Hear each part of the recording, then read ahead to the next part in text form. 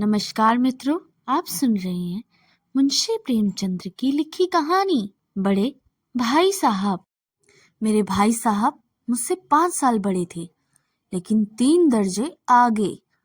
उन्होंने भी उसी उम्र में पढ़ना शुरू किया था जब मैंने शुरू किया था, लेकिन तालीम जैसे महत्व के मामले में वह जल्दीबाजी से काम लेना पसंद नहीं करते थे।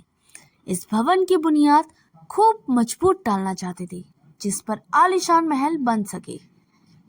1 साल का कम काम 2 साल में करते थे, कभी कभी 3 साल में भी लग जाते थे। बुनियाद ही पुख्ता ना हो तो मकान कैसे पायदार बने। मैं छोटा था, वह बड़े थे। मेरी उम्र 9 साल की थी तब वह 14 साल के थे। उन्हें मेरी डांट और निगरानी का पूरा जन्म सिद्ध अधिकार था, और मेरी शालीनता इसी में थी कि मैं उनके हुक्म को कानून समझूं। वह स्वभाव से बड़े अध्ययनशील थे, हरदम किताब खोले बैठे रहते थे, और शायद दिमाग को आराम देने के लिए कभी कॉपी पर, कभी किताब के हाशियों पर चिड़िया, कुत्ते, बिल्लियों की तस्वीर बनाया करते थे। कभी कभी एक ही नाम या शब्द वाक्य 10-20 बार लिख डालते। कभी एक शेर को बार बार सुंदर अक्षर से निकल करते, कभी ऐसी रचना करते जिसमें कोई ना कोई अर्थ होता, ना कोई सामंजस्य।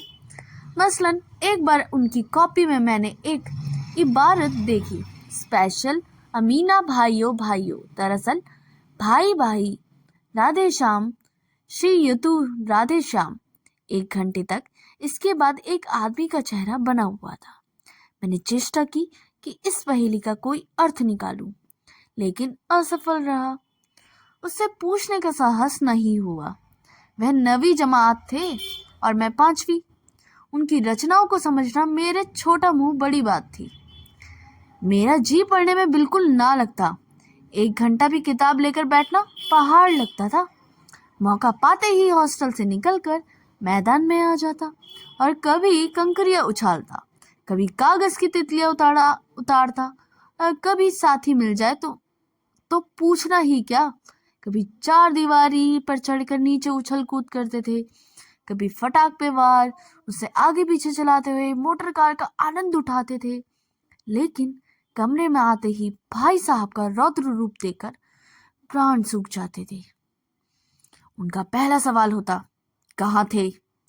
हमेशा यही सवाल इसी ध्वनि में पूछना, और इसका जवाब मेरे पास केवल मौन था। ना जाने मुंह से यह बात क्यों निकली कि जरा बाहर खेल रहा था। मेरा मौन कह देता था कि मुझे अपना अपराध स्वीकार है, और भाई साहब के लिए इनके सिवा कोई इलाज ना था कि रोश में मिले हुए शब्दों का मेरा सत्कार करे। इसी तरह अंग्रेजी पढ़ोगे तो जिंदगी भर पढ़ते रहोगे और एक हर्फ ना आएगा। अंग्रेजी पढ़ना कोई हंसी खेल नहीं है, जो चाहे पढ़ ले। नहीं, ऐरा गैरा नत्थू गैरा सभी अंग्रेजी के विद्वान हो जाते। जहाँ रात दिन आंखें फोड़नी पड़ती थी और खून जलाना पड़ता था जब कहीं यह विधा आती है। और आती क्या है? हाँ, कहने को आती है। बड़े बड़े विद्वान भी शुद्ध अंग्रेजी नहीं लिख सकते, बोलना तो दूर की बात है। और मैं कहता हूँ कि कितने घोगा हो कि मुझे देखकर भी सबक नहीं लेते। मैं कितना मेहनत करता हूँ, तुम अपनी आंखों देखते हो। अगर नहीं देखते, जो यह तुम्हारी आंखों का कसूर है, तुम्हारी बुद्धि का कसूर है। इतने मेले तमाशे होते हैं, मुझे तुमने कभी देखने जाते नहीं देखा क्या? रोज ही क्रिकेट हॉकी मैच होते हैं, मैं पास ही फटकता हमेशा पढ़ता रहता हूँ। उस पर भी एक दर्जे में 2-2, 3-3 साल बड़ा पड़ा रहता हूँ। और फिर तुम कैसे आशा करते हो कि तुम यह खेल कूद में वक्त गवाकर पास हो जाओगी? मुझे तो 2-3 साल लगते हैं। तुम उम्र भर इसी दर्जे में पड़े सड़ते रहोगे। अगर तुम्हें इस तरह उम्र गंवानी है तो बेहतर है घर चले जाओ और मजे से गुल्ली डंडा खेलो। दादा की गाड़ी कमाई के रुपए क्यों बर्बाद करते हो? मैं यह लताड़ सुनकर आंसू बहने लगते हैं। जवाब ही क्या है, अपराध तो मैंने किया था, लताड़ कौन सही। भाई साहब उपदेश की कला में निपुण थे। ऐसी लगती बातें कहते, ऐसे ऐसे सूखती बाण चलाते कि मेरे जिक्र के टुकड़े टुकड़े हो जाते और हिम्मत छूट जाती। इसी तरह जान तोड़कर मेहनत करने की शक्ति मैं अपने में ना पाता था और उस निराशा में जरा देर के लिए सोचने लगता, क्यों ना घर चले जाऊं, जो काम मेरे बूते के बाहर है उस पर हाथ डालकर अपनी जिंदगी क्यों खराब करूं। मुझे अपना मूर्ख रहना मंजूर था, लेकिन उतनी मेहनत में मुझे 2 चक्कर आ जाता था। लेकिन 2 घंटे बाद निराशा बादल फट जाते और मैं इरादा करता कि आगे से खूब जी लगाकर पढ़ूंगा। चटपट एक टाइम टेबल बना ले डालता, बिना पहले से नक्शा बनाए, बिना कोई स्कीम तैयार किए कैसे शुरू करूं। टाइम टेबल में खेल कूद की मदद बिल्कुल उड़ जाती। प्रातःकाल उठना, 6 बजे मुंह हाथ धोकर नाश्ता करते बैठने जाना, 6 से 8 तक अंग्रेजी, 8 से 9 तक हिसाब, 9 से 9:30 तक इतिहास, फिर भोजन और स्कूल। 3:30 बजे स्कूल से वापस होकर आधा घंटा आराम करना, 4 से 5 तक भूगोल, 5 से 6 तक ग्रामर, आधा घंटा हॉस्टल के सामने टहलना, 6:30 से 7 तक अंग्रेजी कॉम्पोजिशन, फिर भोजन करके 8 से 9 तक अनुवाद, 9 से 10 तक हिंदी, 10 से 11 तक विविध विषय, फिर विश्राम। मगर टाइम टेबल बना लेना एक बात है, उस पर अमल करना दूसरी बात है। पहले ही दिन उसकी अवहेलना शुरू हो जाती। मैदान की वह सुखद हरियाली, हवा के वह हल्के हल्के झोंके, फुटबॉल की उछल कूद, कबड्डी के वह दाव और घात, वॉलीबॉल की एक वह तेजी और फुर्ती मुझे अज्ञात अनिवार्य रूप से खींच ही ले जाता और वहां जाते ही मैं सब कुछ भूल जाता। वह जान लेवा टाइम टेबल, वह आंख फोड़ पुस्तकें, किसी की याद न रहती और फिर भाई साहब को नसीहत और फजीहत का अवसर मिल जाता। मैं उनके साय से भागता, उनकी आंखों से दूर रहने की चेष्टा करता, कमरे में इस तरह दबे पांव आता कि उन्हें खबर ना हो। उनकी नज़र मेरी और उठी और मेरे प्राण निकले। फिर सिर पर नंगी तलवार सी लटकती मालूम होती। फिर जैसे मौत और विपत्ति के बीच में आदमी मोह और माया के बंधन में जकड़ रहता है। मैं फटकार और घुड़कियां खाकर खेल कूद का तिरस्कार ना कर सकता। सालाना इम्तिहान हुआ, भाई साहब फेल हो गए और मैं पास हो गया और दर्जे में प्रथम आया। मेरे और उनके बीच केवल 2 साल का अंतर रह गया। जी मैं आया भाई साहब को आंडे हाथों धो लूं। आपकी वह घोर तपस्या कहाँ गई? मुझे देखिए, मजे से खेलता भी रहा और दर्जे में अव्वल भी हूँ, लेकिन वह इतने दुखी और उदास थे कि मुझे उनसे दिली हमदर्दी हुई और उनके घाव पर नमक छिड़कने का विचार ही लज्जास्पद जान पड़ा। हाँ, अब मुझे उनके अपने ऊपर अभिमान हुआ और आत्माभिमान भी बड़ा भाई साहब का। वह रोज सब मुझ पर नाह रहा। आजादी से खेल कूद में शरीक होने लगा। दिल मजबूत था। अगर उन्होंने फिर मेरी फसीहत की तो मैं साफ कह दूंगा, आपने अपना खून जलाकर कौन सा तीर मार लिया? मैं तो खेलते कूदते दर्जे में अव्वल आ गया। जवाब से हेकड़ी जताने का साहस न होने पर भी मेरे रंग ढंग ने साफ जाहिर कर दिया कि भाई साहब को वह आतंक अब मुझ पर नहीं रहा। भाई साहब ने इसे भाप लिया।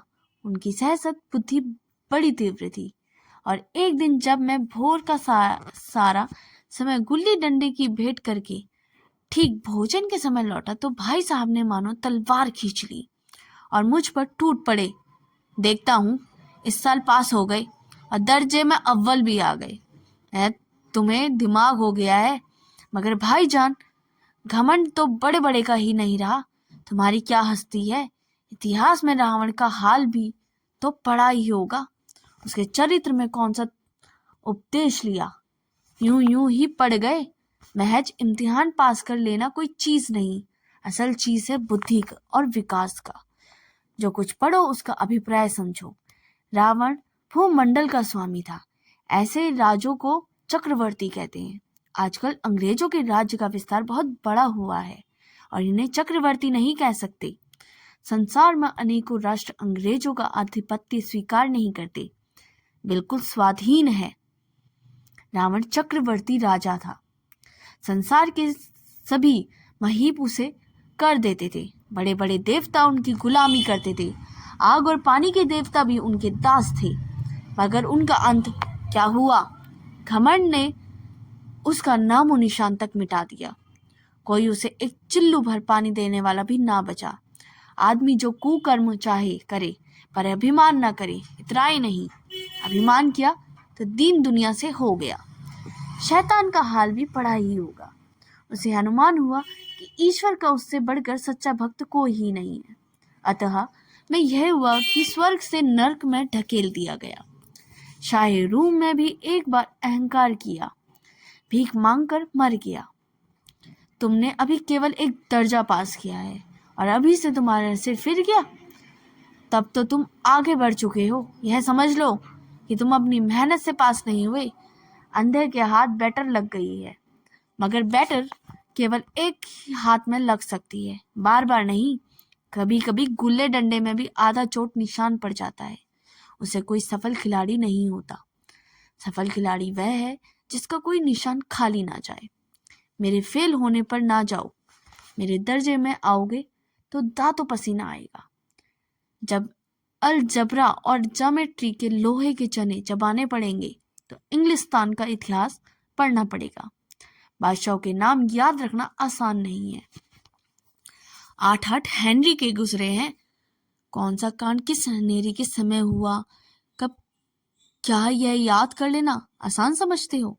हेनरी 7वें की जगह हेनरी 8वां लिखा और सब नंबर गायब हो गए। सफाचट फिर भी ना मिलेगा। सफर भी हो, किस ख्याल में है? दर्जनों तो जेम्स भी हुए, दर्जनों विलियम, कोडिया, चार्ल्स। दिमाग चक्कर खाने लगता है, आधी रोग हो जाता है। इन अभागों का नाम भी ना जुड़ते थे। एक ही नाम के पीछे 2 यम, तेयम, चारम, पच्चम लगाते चले गए। मुझसे पूछते तो 10 लाख नाम बता देते। और ज्योमेट्री तो बस खुदा की बना, अ ब ज किए, अ ब ज लिख दिया और सारे नंबर कट गए। कोई निर्यादी मुमतहीनों से कोई नहीं पूछता कि आखिर अ ब ज और अ ज ब में क्या फर्क है। और व्यथर की बात के लिए क्यों छात्रों को खून करते हो?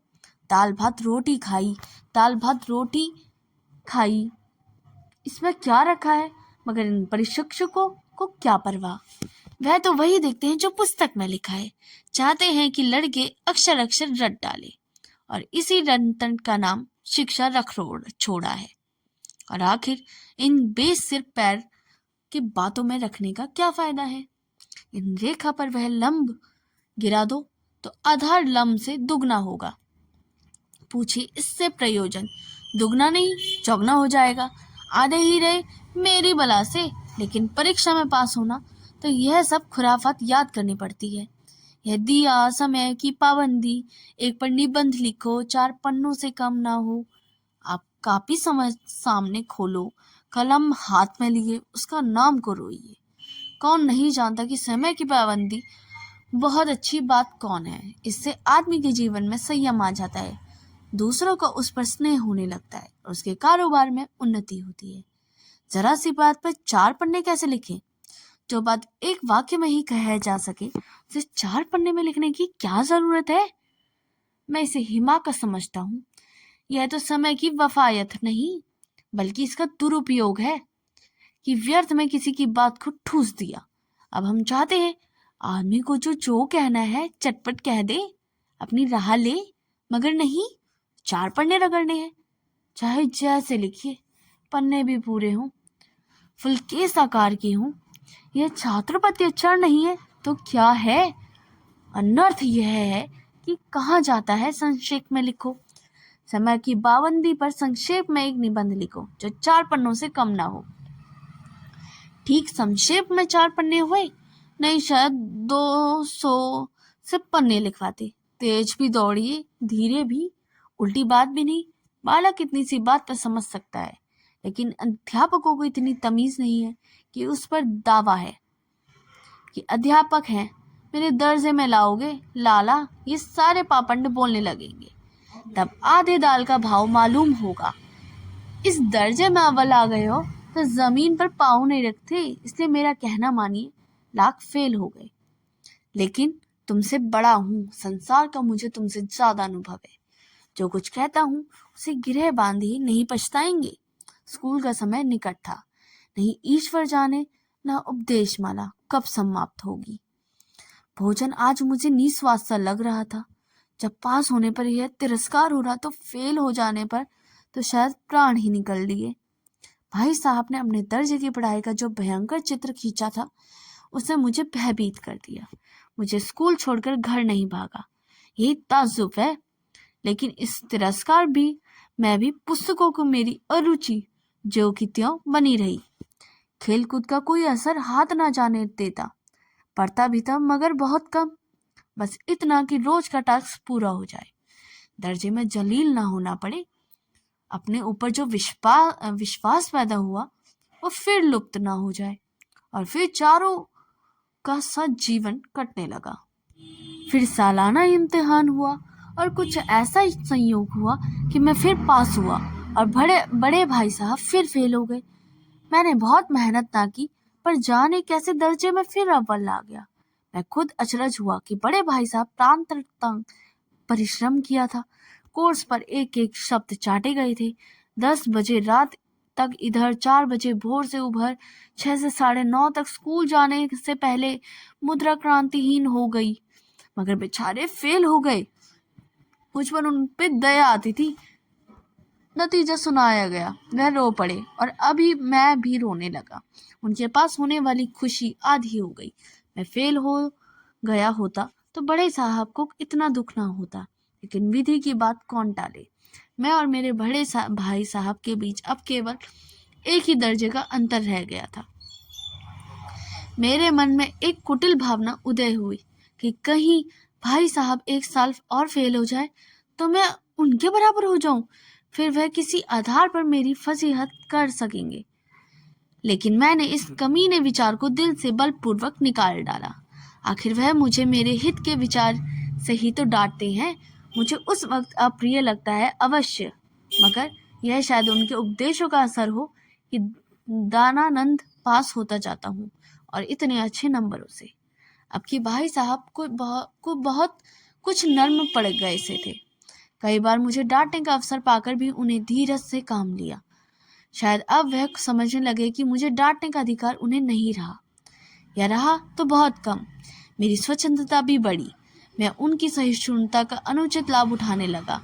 मुझे कुछ ऐसी धारणा हुई कि मैं तो पास हो ही जाऊंगा, पढ़ूं या ना पढ़ूं, मेरी तकदीर बलवान है। लेकिन भाई साहब से डर से जो थोड़ा बहुत पढ़ लिया करता था वह भी बंद हो गया।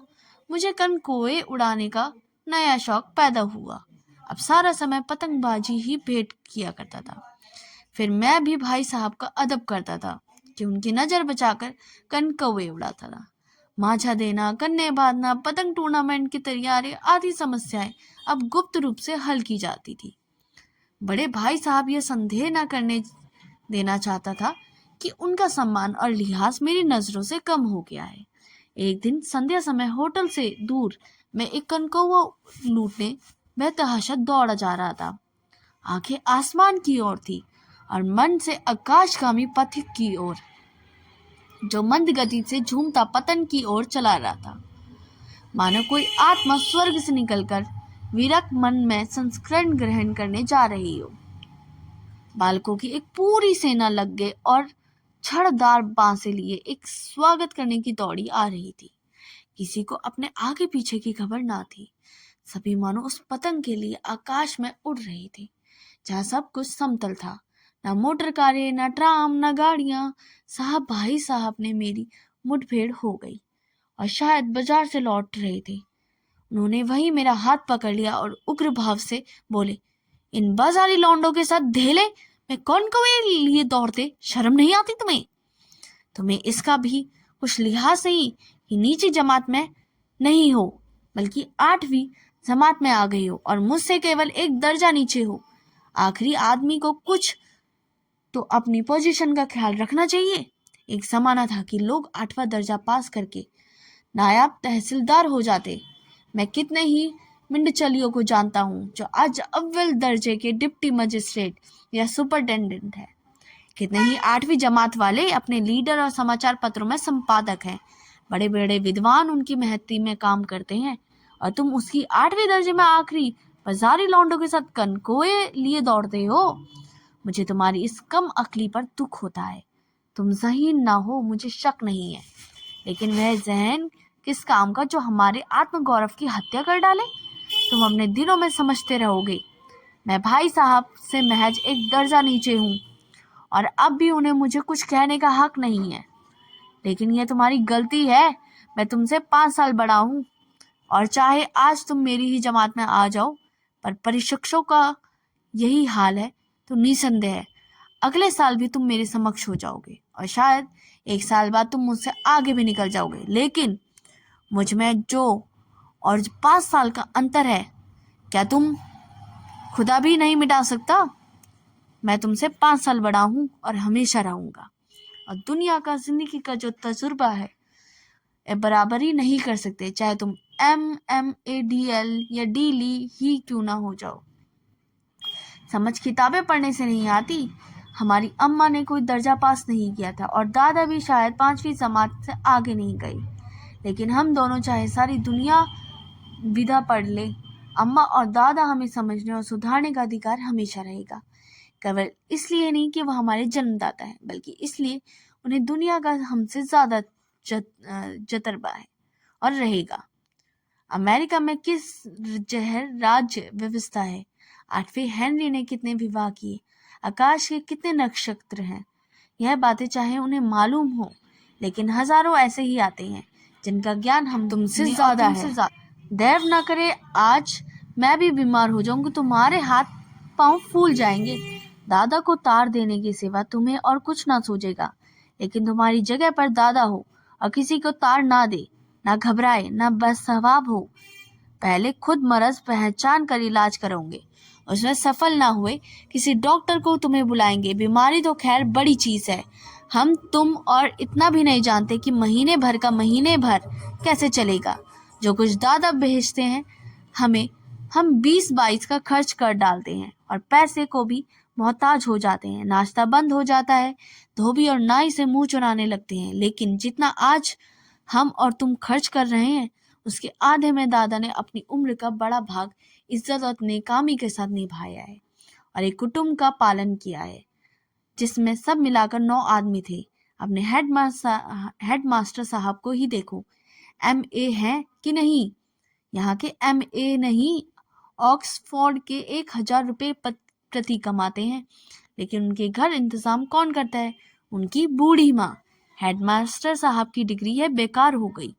पहले खुद का घर इंतजाम करते, खर्च पूरा ना पड़ता, कर्जदार रहते थे। जब उनकी माताजी प्रबंध अपने हाथ में ले लिया, घर में लक्ष्मी आ गई। तो भाईजान, यह जरूर दिल से निकाल डालो कि तुम मेरे समीप आ गए हो अब की और तुम स्वतंत्र हो। मेरे देखते तुम बेरहा नहीं चल पाओगे। अगर तुम यो ना मानोगे तो मैं थप्पड़ दिखाकर इसका प्रयोग भी कर सकता हूँ। मैं जानता हूँ तुम्हें मेरी बात जहर लग रही होगी। मैं उनकी इस नई युक्ति से नसमस्तक हो गया। मुझे आज सचमुच अपनी लघुता का अनुभव हुआ और भाई साहब के प्रति मेरे तम में श्रद्धा उत्पन्न हुई। मेरे सज्जल आंखों से कहा, हरगिज नहीं, आप जो कुछ फरमा रहे हैं वो बिल्कुल सच है और आपको कहने का अधिकार है। भाई साहब ने मुझे गले लगा लिया और बाल कनकाए उड़ान को मना नहीं करते। मेरा जो भी जी लचलता था, लेकिन मैं क्या करूं, खुद बेराह चलूं तो तुम्हारी रक्षा कैसे करूंगा? यह कर्तव्य भी मेरे सर पर है। संयोग ने उसी वक्त एक कटा हुआ कनकौआ हमारे ऊपर से गुजरा।